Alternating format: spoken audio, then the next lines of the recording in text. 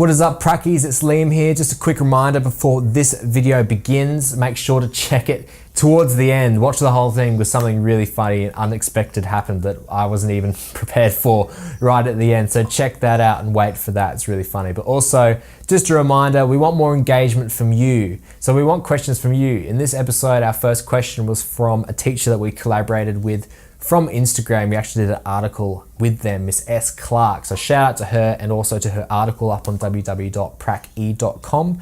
Easiest way to get your questions would be to chuck them down the YouTube comment section below. They're really visible, able to chuck them up in the next week's video. Alternatively, we go really deep on Instagram. So DM me on that. And also, if you do it that way, we might be able to get some live chat going. I can help you out in real time, which would be really great as well. Alternatively, you can send us an email. Our email address is down below, praceproductions@gmail.com. And also, if you go to www.prace.com, link is down below, there's a form right on the homepage that you can fill out, which gets sent directly to us. But without further ado, here is episode number 4 of Ask Prac-E Anything. Enjoy.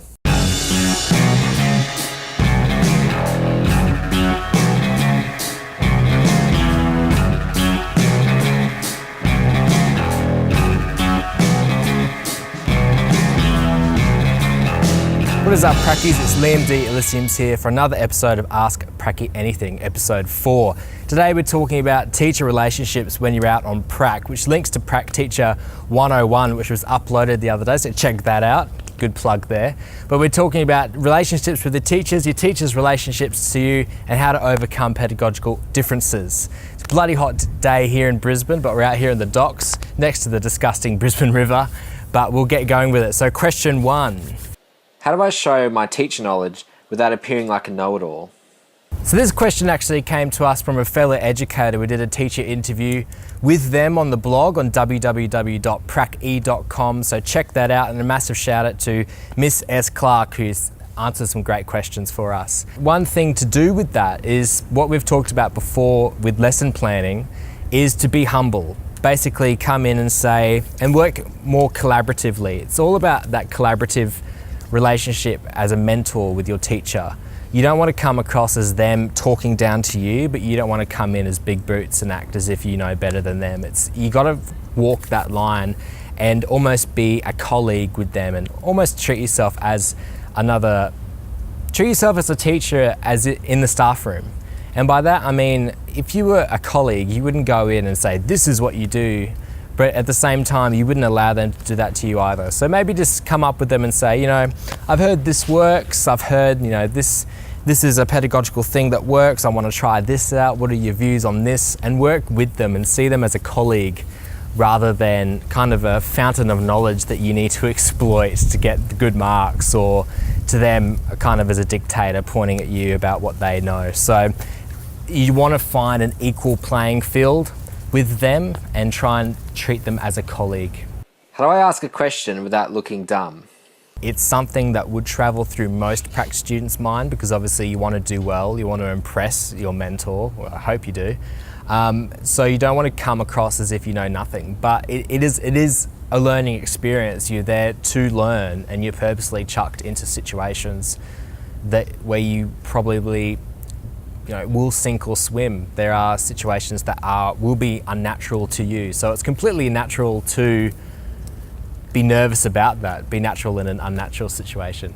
So with that, don't treat any question as a dumb question. I know sometimes you feel really self-conscious because you feel like you should know something, but the teacher, your mentor teacher, won't know what gaps there are. So it's better to appear dumb for a few minutes and probably go something that you should know, or you feel like you should know, and just go over with them a few minutes before the class starts, rather than feeling a bit self-conscious, keeping it to yourself, and then spending 45 minutes in front of a class of 20 plus kids not knowing what to do just because you're afraid to ask a question. You need to be humble enough to go, I don't know that, or I don't know what that means, or I don't feel comfortable doing that without knowing this first. So you need to, what I was saying before about equal level playing field with your teacher, with that comes an open line of communication. You really need to keep that communication line open with them and make sure that they feel free to critique you, but also that you can feel free to come to them about any questions or queries that you may have. How do I address a disagreement with my teacher? But what happens when you go to your teacher and they say something that you completely disagree with, or they're forcing you to go into a situation that you don't feel comfortable with, and you feel like those communication lines aren't going well and you have a major difference with them in opinion? What do I do then? Well, it's all about, like I was saying before, being humble enough to be able to come to them and to keep those communication lines open, but sometimes that won't happen and sometimes you will disagree. For instance, on my second prac, I'm not a massive believer in splitting up every single activity into a million different learning styles, but my second prac teacher was specifically about that. So for instance, they wanted me to split my activity into audio learner, kinesthetic learner, visual learner, and it just tripled my workload. And that whole thing about that is still completely up in the air. Wow, it's still completely up in the air with that. So I wasn't going to kind of put up my whole lesson and sacrifice my whole lesson into completely doing that. Hey, buddy. Oh, hey. He's not that. Hey. Sorry. Oh, what's that one?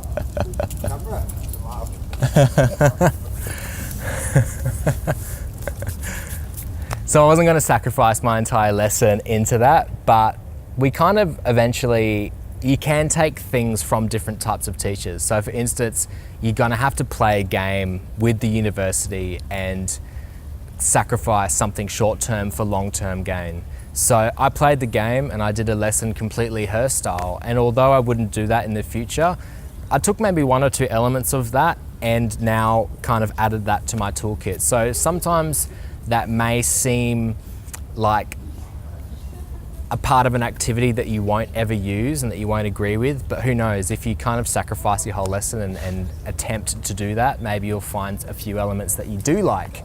So it's all about having that professional difference of opinion. If it's becoming unprofessional, you can always go to your university supervisor and say, we're clashing because of this, this and this. But if it's just for pedagogical reasons, try and play their game and see if any elements that they're spruiking do actually work. Because I disagreed with her style, but there were elements of it that worked. And it's all about finding your own style. You're not going to completely match your teacher 100%, and that it would be stupid to do that. You need to kind of chop and change and take little bits, kind of like a magpie, from everything and create your own toolkit, your own nest of different teaching styles.